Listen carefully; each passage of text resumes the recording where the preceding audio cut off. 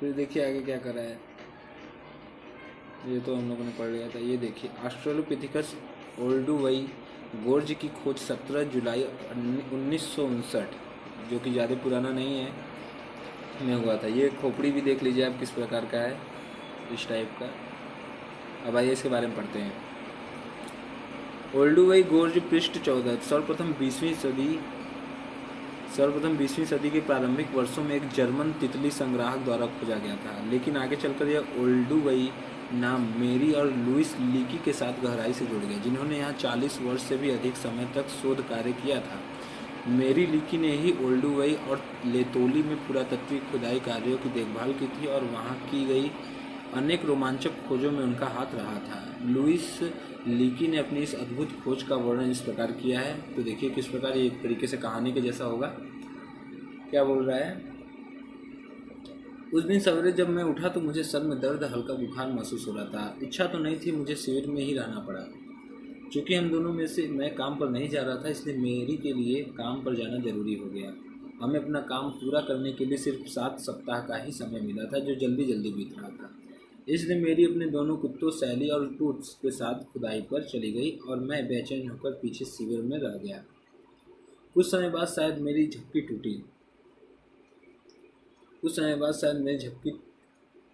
झपकी तो मैंने लैंड रोवर की आवाज़ सुनी। वह बड़ी तेज़ी से शिविर की ओर आ रही थी। मुझे पल भर के लिए एक सपना सा आ गया। मुझे लगा कि मेरी को किसी जहरीले बिच्छू ने काट लिया है। वहाँ सैकड़ों की तादाद में बिच्छू थे, अथवा किसी सांप ने डस लिया है जो कुत्तों की नज़र से बच निकला होगा। लैंड रोवर गाड़ी खड़खड़ाहट के साथ रुकी। मैंने कई बार मेरी की आवाज़ सुनी। वह बार बार पुकार रही थी, मैंने उसे पा लिया। मैं अब भी सर दर्द से लड़खड़ा रहा था। मैं उसका मतलब नहीं समझ पाया। मैंने पूछा, अरे क्या हुआ, क्या पा लिया, क्या चोट खा बैठी? मेरी ने कहा, उसी को, बस उस आदमी को, हमारे आदमी को पा लिया, उसी को जिसे हम पिछले 23 वर्षों से खोज रहे थे। जल्दी आओ, मुझे उसके दांत मिल गए हैं। तो ये एक तरीके से ऑस्ट्रेलोपिथिकस जो खोज हुई थी, वो इनके द्वारा खोज हुई थी सन 1959 में। तो उसका एक वर्णन इन्होंने दर्शाया कि किस प्रकार उस समय के किस प्रकार माहौल रहे थे, इनके क्या अनुभव थे। तो चलिए आगे बढ़ते हैं, मेन टॉपिक पे आते हैं अपने। यहाँ तक हम लोगों ने ख़त्म किया था कि जैसे आगे के अवयव का लंबा होना, हाथ पैरों हड्डियों का मुड़ा होना और टखने के जोड़ों का घुमावदार होना। ठीक है। कालांतर में जब औजार बनाने और लंबी दूरी तक पैदल चलने की क्रिया में बढ़ोतरी होती गई, तब मानवीय विशिष्टताओं तथा लक्षणों का भी विकास होता गया। आदिकालीन मानव के अवशेषों को भिन्न भिन्न प्रजातियों में वर्गीकृत किया गया है। इन प्रजातियों को अक्सर उनकी हड्डियों की रचना में पाए जाने वाले अंतरों के आधार पर एक दूसरे से अलग किया गया है। उदाहरण के लिए प्रारंभिक मानव की प्रजातियों को उनकी खोपड़ी के आकार और जबड़े की विशिष्टता के आधार पर बांटा गया है। जैसा कि हम लोगों ने ऊपर देखा था, ये विशेषताएं सकारात्मक प्रतिपुष्टि व्यवस्था यानी वांछित परिणाम प्राप्त होने से ही विकसित हुई होंगी। तो यहाँ पर एक चीज़ स्पष्ट हो गई कि जो वैज्ञानिक लोग थे उनको किस वर्ग में, कौन से काल में कौन से मनुष्य थे, तो बांटने में एक सुविधा ये हुआ कि उन्होंने जैसे जैसे साक्ष्य प्राप्त किए, तो खोपड़ी जो थी उनके हिसाब से उन्होंने इसको बांटना स्टार्ट किया। तो जैसे प्रारंभ में पाए थे तो अलग तरीके का था, फिर एस्ट्रोलोपिथिकस के जो अंत में मिले होंगे 1959 में, मतलब अंत में नहीं, जो उसके लेवल पे मिले होंगे तो उसको उसमें बांटा होगा। ठीक है। अब सकारात्मक प्रतिपुष्टि व्यवस्था क्या करती है? इस बॉक्स विशेष की ओर इंगित तीर के निशान उन प्रभाव को बताते हैं जिनकी वजह से कोई विशेषता विकसित हुई होगी। तो विशेषता कैसे विकसित हुई होगी, तो पहले देखिए यहाँ पे क्या करा है। मस्तिष्क के आकार और उसकी क्षमता, मस्तिष्क के आकार और उसकी क्षमता वृद्धि कैसे हुई? औजार बनाना, इसका परिणाम क्या निकला? औजार बनाना। ठीक है। और इधर क्या बता रहा है नीचे की तरफ, ये इधर नीचे क्या बता रहा है, आँखों से निगरानी, भोजन और शिकार की तलाश में। ठीक, लंबी दूरी तक चलना, तो ये भी औजार के माध्यम से हुआ था।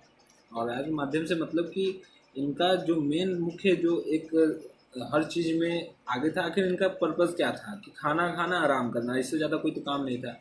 तो ये अपने खानों या शिकारी कैसे या संग्रहण कैसे करते रहे होंगे। औजार ही इनका एक मुख्य साधन था जिसके माध्यम से अपने खाने को जुटाते थे। वो चाहे पेड़ से किसी फल को तोड़ना हो या काटना हो, चाहे किसी जानवर को मारना हो, चाहे किसी पौधे को काटना हो, तो उनका औजार ही उनके साथ रहता था हमेशा। औजारों के इस्तेमाल के लिए और बच्चों व चीज़ों को ले जाने के लिए हाथों का मुक्त होना, तो ये भी हो पाया। ठीक है। और यहाँ पे सीधे खड़े होकर चलना है, ठीक। सीधे खड़े होकर चलने लगे तो आंखों से निगरानी, भोजन और शिकार की तलाश में लंबी दूरी तक चलने लगे, ठीक है। ये तो सभी चीज़ें एक दूसरे से जुड़ी हुई हैं। किसी बॉक्स से दूर इंगित वाले तीर के निशान ये बताते हैं कि बॉक्स में बताए गए विकास क्रम में अन्य प्रक्रियाओं को कैसे प्रभावित किया।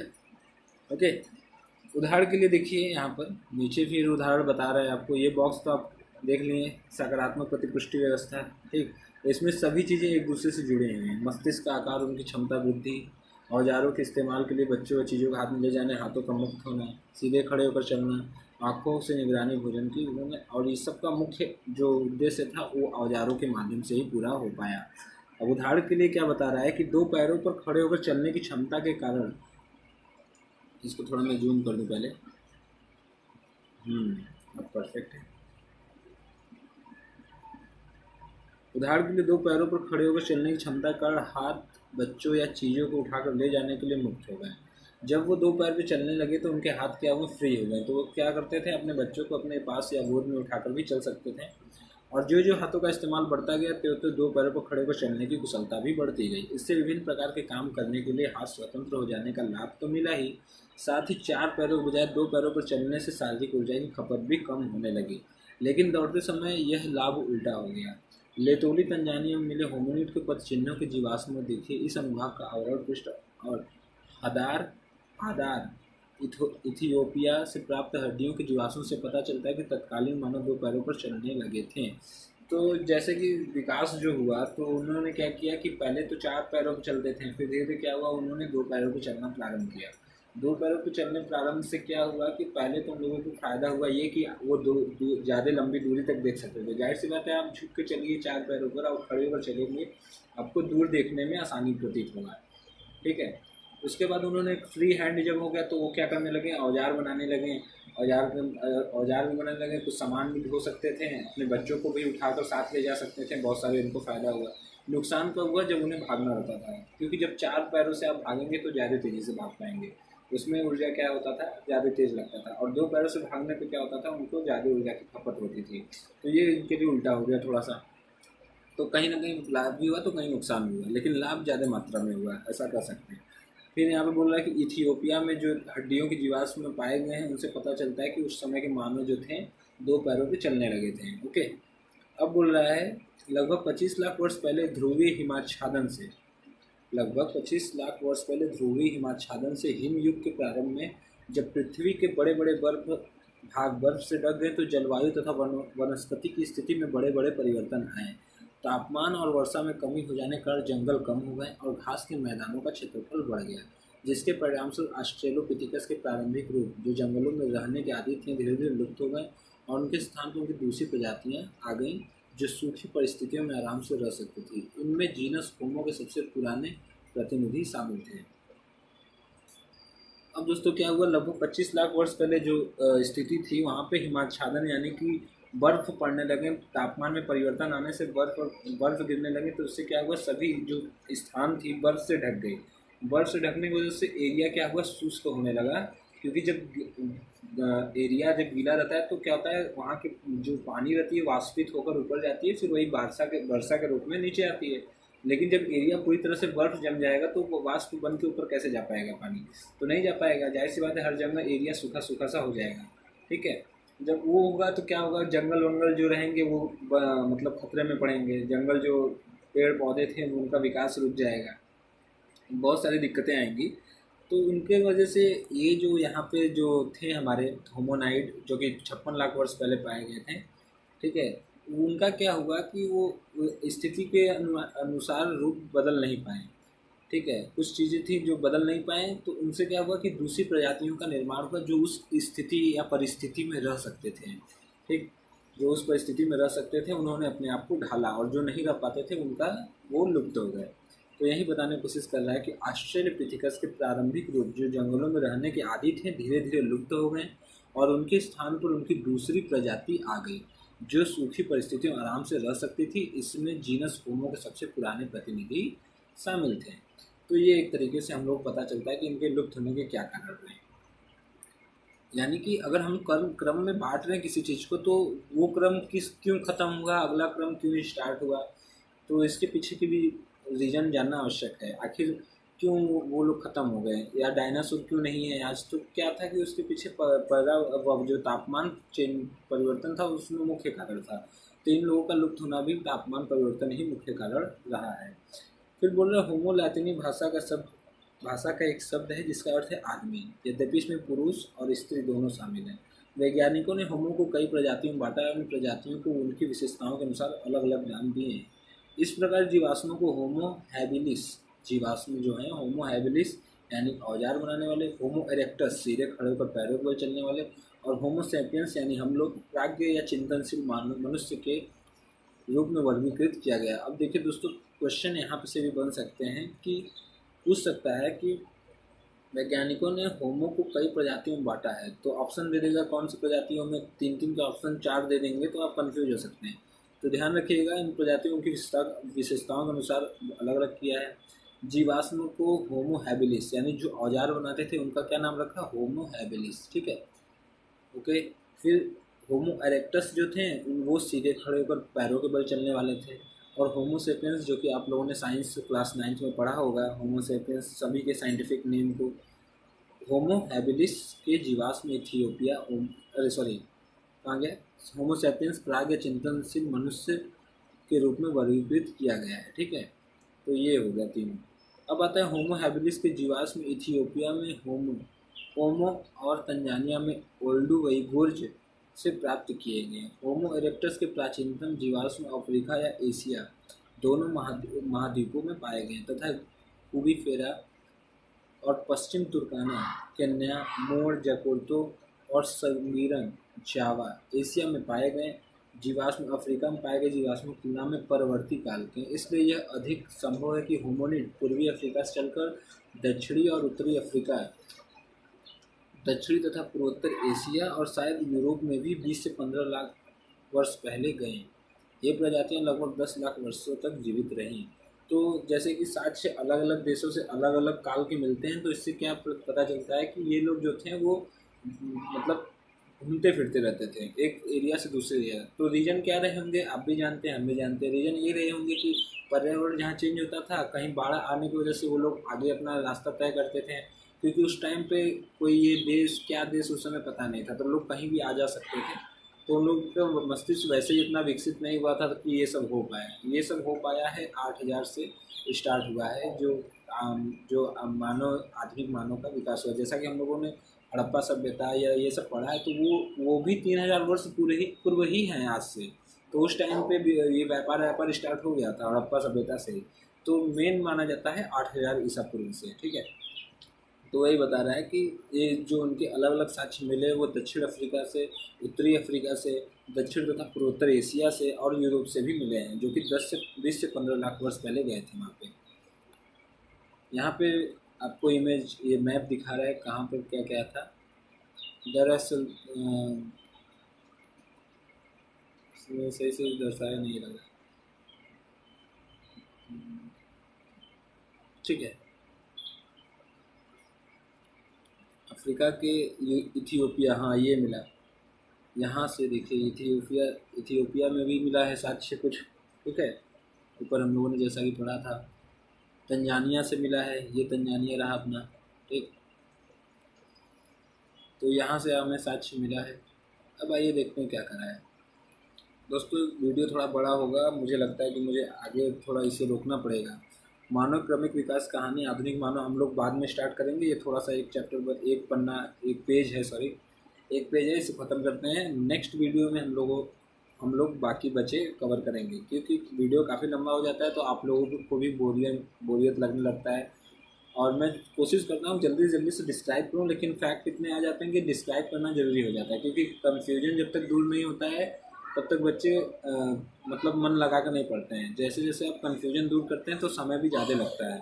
तो मेरा भी पर्पज़ यही है कि समय कितना भी लग जाए लेकिन आपको समझ में आना चाहिए। कोई भी टॉपिक अगर चल रही है तो उसमें प्राइमेट्स क्या हैं, होमोनिड होमोनाइड क्या हुए, ठीक है, एरेक्टस को कौन से भाग में रखा गया है, एरेक्टस में कौन से मनुष्य को रखा गया है, होबोलिस में कौन से लोगों को रखा गया है, ठीक है, होमोसेपियंस में कौन से लोगों को रखा गया है। तो ये सब अगर आपको क्लियर नहीं होगा तब तक मतलब आप आगे की पढ़ाई में जाकर कोई फ़ायदा नहीं होगा। क्योंकि ये सब भी आपके क्वेश्चन इंपॉर्टेंट हो जाते हैं कहीं ना कहीं एग्ज़ाम वाइज जो कि तैयारी करते हैं। ठीक है, और हम लोग एनसीईआरटी क्यों पढ़ते हैं, इसीलिए पढ़ते हैं ना, ताकि हमें बेसिक नॉलेज पता चले। तो ये बेसिक नॉलेज ही है, ये आपको किसी भी जीके जनरल नॉलेज बुक में नहीं मिलेगा। उसमें आप जब भी पढ़ेंगे तो इतिहास के बारे में पढ़ेंगे, भूगोल के बारे में पढ़ेंगे बस। मानव इतिहास कब से स्टार्ट हुआ इसके बारे में आपको बहुत सीमित वर्णन ही मिल पाएगा। तो हम लोग एनसीईआरटी इसीलिए पढ़ते हैं ना। तो चलिए, यहाँ तो हो गया, अब इसको देखते हैं, क्लियर करते हैं। और जो सेकंड वीडियो रहेगा वो जल्दी आ जाएगा, कल तक उसको मैं कोशिश करूँगा कल तक रिकॉर्ड करके अपलोड कर दूँ, ताकि ज़्यादा वेस्ट ना हो टाइम आप लोगों का, और साथ ही साथ एक चैप्टर पूरा हो जाए। ठीक है, तो चलिए देखते हैं। अच्छा हाँ दोस्तों, एक बात और बताना था कि मैंने जो पहले लास्ट में वीडियो अपलोड किए थे उसके साथ इम्पॉर्टेंट क्वेश्चन और जो महत्वपूर्ण तथ्य होते हैं वो नहीं बताया था। अब मैं ये भी शुरू करने जा रहा हूँ, आपको हमेशा चैप्टर ख़त्म होने के बाद इम्पॉर्टेंट क्वेश्चन जो कि मेरे द्वारा लिखा रहेगा और महत्वपूर्ण तथ्य बिंदु में पॉइंट वाइज मैं आपको पूरा चैप्टर का सार समझा दूंगा क्या है। ठीक है, पहले तो चैप्टर पढ़ाऊंगा, उसके बाद एक नेक्स्ट वीडियो में उसी चैप्टर से रिलेटेड पूरा पॉइंट वाइज चैप्टर का सार क्या है वो बता दूंगा। ओके, ताकि आपका पूरा फुल्ली क्लियर एंड कट हो जाए, कोई भी चैप्टर में कहीं से भी कोई क्वेश्चन आए आपको कोई दिक्कत ना हो। और मैं क्वेश्चन आंसर भी बना दूंगा, जिससे आप क्वेश्चन आंसर अगर पूछता है तो वो भी आप कर ले जाओगे। ओके, तो चलिए देखिए, कुछ दृष्टांतों में जीवाश्मों का नामकरण उन स्थानों के आधार पर किया गया है जहां उस विशेष प्रकार के जीवाश्म सर्वप्रथम मिले थे। तो दोस्तों होता क्या है कि हमें कोई भी साक्ष्य जिस जगह से मिलती है हम लोग क्या करते हैं, उसी जगह के नाम पर उस साक्ष्य का नाम भी रख देते हैं। ऐसा काफ़ी समय से होता आया है, जैसा कि आप देख सकते हैं बहुत सारे पहाड़ जो हैं, ठीक है, पहाड़, नदियों के नाम, या फिर कहीं एरिया या कोई जगह का नाम, तो क्या होता है वो जो पहले खोजता है उसी के नाम पर उसको रख दिया जाता है, या जो चीज़ जहाँ स्थित रहती है उस एरिया के हिसाब से उसका नाम रख दिया जाता है। जैसे कि जर्मनी के शहर हाइडलबर्ग में पाए गए जीवाश्मों को होमो हाइडल, देखिए यहाँ एग्जाम्पल दे रहा है, होमो हाइडल बर्गेसिस कहा गया, जबकि नियंडर घाटी में पाए गए जीवाश्मों को होमो नियंडरथैलेसिस, ठीक है, श्रेणी में रखा गया। तो इस प्रकार जिस एरिया में पाया गया उस एरिया के हिसाब से नाम भी रख दिया गया। यूरोप में मिले सबसे पुराने जीवाश्म होमो हाइडल बर्गेसिस और होमो नियंडरथैलेसिस, नाम इतना कठिन है कि बोलने में कन्फ्यूजन हो जा रहा है, होमो नियंडरथैलेसिस के हैं। ये दोनों ही होमो सैपियंस आद्य प्राग्य मानव प्रजाति के हैं। हाइडलबर्ग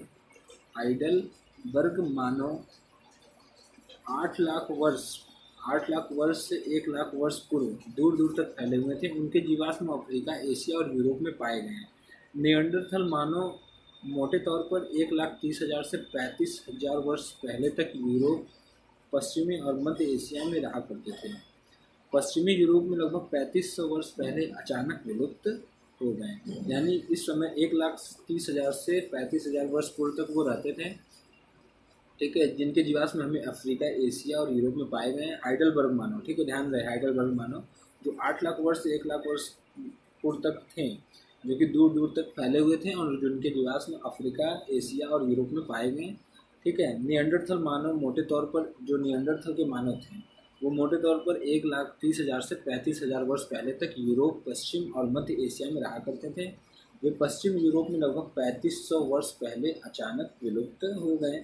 विलुप्त होने के कारण भी सेम रहे होंगे, तापमान परिवर्तन, ठीक है, या फिर कह सकते हैं कि कोई विपत्ति आई होगी या प्रलय आया होगा या जैसा कुछ भी आ सकता है, तो उसके हिसाब से वो उनका विलुप्त होना जायज़ बन जाता है। फिर सामान्यतः ऑस्ट्रेलोपिथिकस की तुलना में होमो का मस्तिष्क बड़ा होता था। जबड़े बाहर की ओर कम निकले हुए थे और दांत छोटे थे। उनमें मस्तिष्क के आकार की वृद्धि को अधिक बुद्धिमत्ता और बेहतर याददाश्त से जोड़ा जाता है। जबड़ों तथा दांतों में हुआ परिवर्तन संभवतः उनके खान पान में हुई भिन्नता से संबंधित था। तो ये एक तरीके से ऑस्ट्रेलोपिथिकस की तुलना मानव से कर रहा है। जो होमो सेपियंस मानव, जो आज के मानव हैं, उनके हिसाब से उनसे तुलना करता है। तो क्या बोल रहा है कि मस्तिष्क बड़ा होता था उनका, ठीक है। अरे यार, चिंपैंजी को देख लो, आज के चिंपैंजी जो हैं उनके हेड जो होते हैं थोड़े बड़े होते हैं, किन्हीं के देखो कि काफ़ी बड़े बड़े होते हैं। तो उस टाइप के मानव भी मतलब उस टाइम के मानव भी उन्हीं टाइप के रहते थे। आज के हम लोग क्या है, हेड हम लोग का एक सीमित बड़ा रहता है, मतलब एक फिक्स रहता है ना। उन लोगों का लंबा रहता है, थोड़ा बड़ा में रहता है। ठीक वही बता रहा है, जबड़े बाहर की ओर निकले होते हैं। जाहिर सी बात है, अगर पुराने वानरों को या चिंपैंजी देखोगे तो उनके जबड़े बाहर की तरफ रहते हैं और हम लोगों को स्ट्रेट रहते हैं।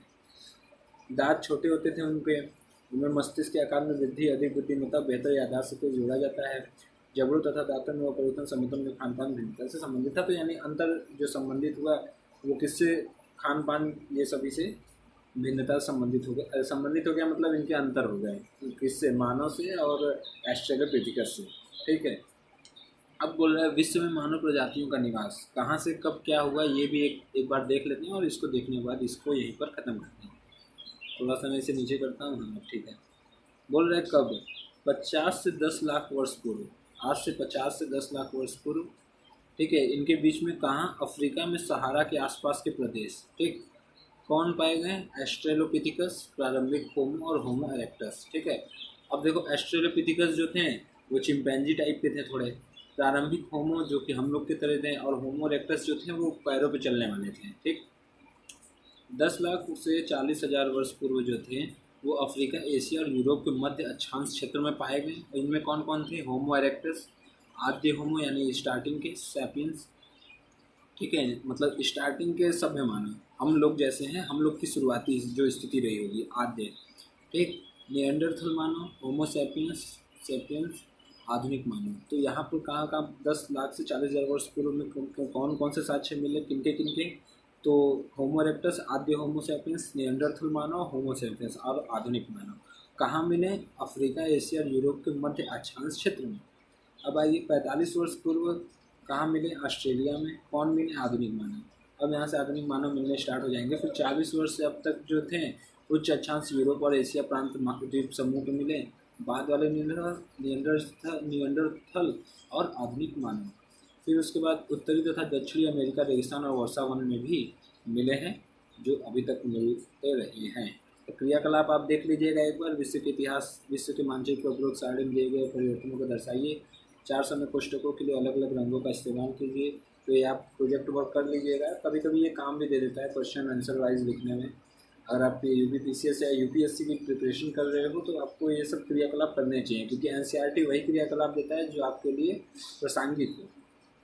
कभी भी क्वेश्चन कहीं से आ सकते हैं। जैसे अगर आप ऑप्शनल में हिस्ट्री लेते हो तो आपसे पूछ सकता है कि आद्य मानव जो उसके खोपड़ी या उसकी अस्थि पंजर कहाँ पाए गए थे सर्वप्रथम, तो आपको मैप में दर्शाना पड़ता है। तो अगर जब तक आप क्रियाकलाप नहीं करे रहोगे या घर पे प्रैक्टिस नहीं किए होगे तो आप दर्शा नहीं पाओगे। इसलिए ये सब कभी कभी ज़रूरी हो जाता है। तो ये मानव के क्रमिक विकास की कहानी पार्ट जो खंड ख है, आधुनिक मानव, ये हम लोग कल शुरू करेंगे। आज के लिए बस इतने पर ही रोकता हूँ। काफ़ी दिनों बाद वीडियो बनाया था, आई होप कि आपको पसंद आया होगा और अब से डेली वीडियो आपको मिलेंगे। ठीक है, ये चैप्टर यहाँ से हमारा ख़त्म हो गया है।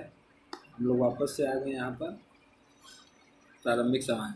दोस्तों ये चैप्टर ख़त्म होने के बाद से आपका एक मतलब रोमन एम्पायर और इस्लाम एम्पायर कैसे उद्भव हुआ, ईस्वी से स्टार्ट होगा दोस्तों। ठीक है, 1 ईस्वी से कैसे कैसे लोग स्थापित हुए, क्या था, उसमें हम लोग चाहे जाएगा। ये थोड़ा बोरिंग हो सकता है आपके लिए, लेकिन वो एकदम नहीं हुआ, क्योंकि बहुत इंटरेस्टिंग वीडियो रहेगा उसका और आपको बहुत सारी चीज़ें जानने को मिलेंगी। आखिर मानव किस तरीके से सभ्य से असभ्य से सभ्य की ओर बढ़ते चला गया। वैसे तो ईसा पूर्व से ही सभ्य थे मानव, लेकिन जब ईस्वी से अगर आप पढ़ते तो आपको एक नज़रिया मिलता है कि हाँ ये धर्म कैसे आया।